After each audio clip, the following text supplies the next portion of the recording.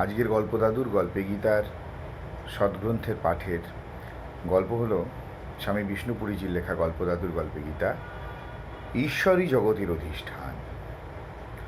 মত্তঃ পরতং নান্যৎ কিঞ্চিদস্তি ধনঞ্জয় ময়ি সর্বমিদং প্रोतं সূত্রে মণিগণা ইব। গীতার সপ্তম অধ্যায়ের সপ্তম শ্লোক। অর্থ: হে ধনঞ্জয়, আমা অপেক্ষা শ্রেষ্ঠতর অন্য কোনো কারণ নেই।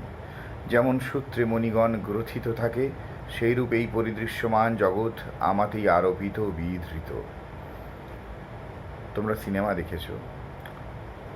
একবার এক সন্ন্যাসী বাবাকে তাঁর এক শিষ্য খুব অনুরোধ করলেন তাঁর সিনেমাতে পদধূলি দিতে, তাতে নাকি তাঁর সিনেমাটা ভালো চলবে। সন্ন্যাসী তো প্রথমটাতেই খুবই আপত্তি করলেন, বললেন, বাবা, এই সংসারটাই তো এক বিরাট সিনেমা, আলাদা করে কি সিনেমা দেখতে হয়? আমি সন্ন্যাসী হয়ে যদি তোমার সিনেমায় যাই, লোকে সব সন্ন্যাসীদেরকে নিন্দা করবে। আমার মন শুদ্ধ থাকলেও লোকচক্ষে যা খারাপ লাগে তেমন কাজ কখনো করতে নেই। যদ্যপি শুদ্ধং লোকবিরুদ্ধং নাচরণীয়ং না করণীয়ং। কিন্তু শিষ্যটি খুবই বিষয়বুদ্ধিপরায়ণ, বললেন, স্বামীজি, ভক্তের ইচ্ছা ভগবানও পূরণ করে থাকেন। আপনি তো সন্ন্যাসী, আপনার মানি কি বা কি আর অপমানই বা কি? আপনাকে না হয় আমি গাড়িতে করে গিয়ে নিয়ে বক্সে বসিয়ে দেবো, আপনাকে কেউ দেখবে না, কিন্তু আপনি বেশ সিনেমা দেখতে পাবেন।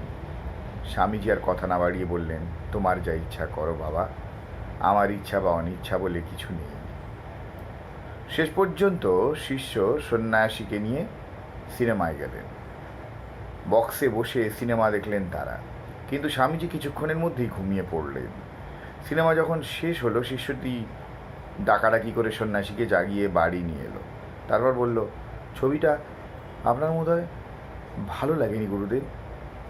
না না, বেশ ভালোই লেগেছে, বললেন সন্ন্যাসী। কি করে ভালো লাগবে? এটা যে কোনো ধার্মিক চিত্র ছিল না। নাচ গান মারামারি খুনোখুনির চিত্র কি আপনাদের ভালো লাগতে পারে? শিষ্যটি আফসোসপূর্ণ বিনয় বচনে বলল, তুমি দুঃখ করছো কেন অমরেশ? আমি তো ওই সিনেমাতে বেদান্তই প্রত্যক্ষ করে এলুম। বলেন কি? বেদান্ত? বেদান্ত কোথায়? ওটা তো একটা ডিটেকটিভ চিত্র ছিল। তা হয়তো ছিল, কিন্তু আমার দৃষ্টিতে তো তাতে বেদান্ত খুঁজে পেতে কোনোই কষ্ট হয়নি।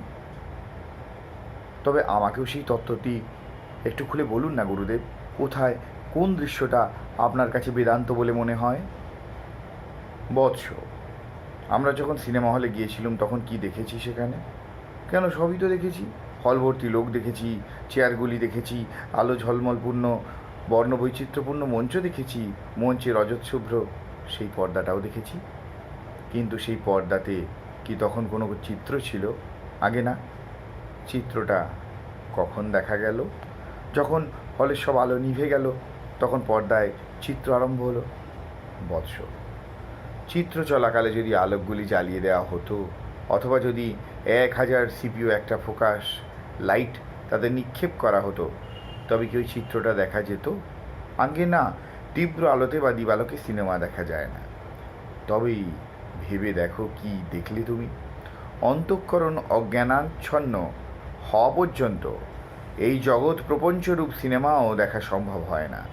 যদি ব্রহ্ম জ্ঞানালোকে হৃদয় উদ্ভাসিত হয়, তবে এই জগৎ বিদ্যমান থাকা সত্ত্বেও তা তখন জগৎ বলে মনে হয় না, বরং সর্বত্রই হয় ব্রহ্মদর্শন। সর্বং খলবিদং ব্রহ্ম। কিন্তু সিনেমাতে তো কোথাও ব্রহ্মদর্শন হলো না। হয় রে, হয়। জগতের অধিষ্ঠান যেমন ব্রহ্ম, তেমনি সিনেমার অধিষ্ঠান হচ্ছে ওই শুভ্র পর্দাটা। আমরা যখন ছবি দেখছিলাম তখন ওই চিত্রটি কোথায় বিধৃত ছিল? তা পর্দাতেই ছিল বলতে হবে। ঠিক পর্দাতে নয়, পর্দার উপরের কাঁচে উড়ো লাগানো একটা কোটিং নেই কি? তাতেই প্রতিফলিত বলতে হবে ওই চিত্রটিকে। আগে হ্যাঁ, ওই পর্দা যতক্ষণ না অন্ধকার দ্বারা আবৃত হচ্ছে, চিত্র দেখা যাচ্ছে না। তার মানেই হলো, ব্রহ্ম যতক্ষণ না মায়া দ্বারা আবৃত হচ্ছেন, ততক্ষণ জগৎ সৃষ্টি হচ্ছে না। এই জগৎ ব্রহ্মে বিবর্তিত এবং মায়ার পরিণাম। বাহ প্রভু বাহ, এমনটা তো কখনো ভাবিনি। বৎস, ভাবনি ঠিকই, কিন্তু এখন থেকে ভাবতে শেখো। আচ্ছা, আমরা যখন ছবি দেখছিলাম তখন তাতে কি কি দেখেছি?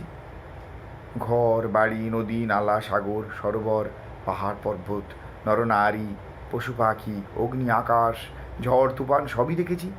আরও দেখেছি নৃত্য গীত, হাসি কান্না, যুদ্ধ বিগ্রহ, প্রেম বিরহ, কত কি, বলল শিষ্য।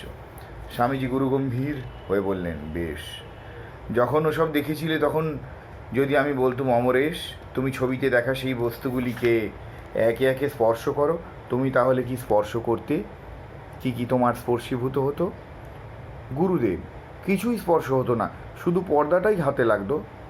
হ্যাঁ বৎস, ঠিকই বলেছ। পর্দা ছাড়া বস্তু তার কোনো কিছুরই অস্তিত্ব সেখানে ছিল না। ওই সব বস্তু ছিল সেখানে কল্পিত। পর্দাটাই নানা রূপে নানাভাবে প্রতিভাত হচ্ছিল। কেবলমাত্র পর্দাটারই সঙ্গে সম্পর্ক ঘটছিল তোমার আমার চোখের। ঠিক তেমনভাবেই এই জগতের অধিষ্ঠান হচ্ছেন সচ্চিদানন্দ পরম ব্রহ্ম পরমাত্মা। অনাদি কল্পিতা অনির্বচনীয় মায়া তার কিয়দংশে আশ্রিতা, এবং সেই মায়াই ব্রহ্মকে আবৃত করে রয়েছে। পর্দায় আলো ছায়ায় খেলা যেমন সিনেমার চিত্র, তেমনি মহামায়ার ত্রিগুণের খেলাই এই জগৎ। জগতের যা কিছুই দেখছি আসলে অধিষ্ঠানরূপ পরব্রহ্মকেই দেখছি। কিন্তু রাত্রির অন্ধকারে আলো নিভে গেলে যেমন পর্দাটা দেখা যায় না, তেমনি অবিদ্যার আবরণের জন্য আমরাও ব্রহ্মকে জানতে পারছি না। ছবি চলাকালে 1000 সিপি আলোক সম্পাতে যেমন চিত্র অদৃশ্য হয়ে কেবলমাত্র পর্দাটাই দেখা যায়, তেমনি গুরু কৃপায় যদি কারো ব্রহ্ম জ্ঞানোদয় হয় তবে এ জগৎ আর দেখা যায় না।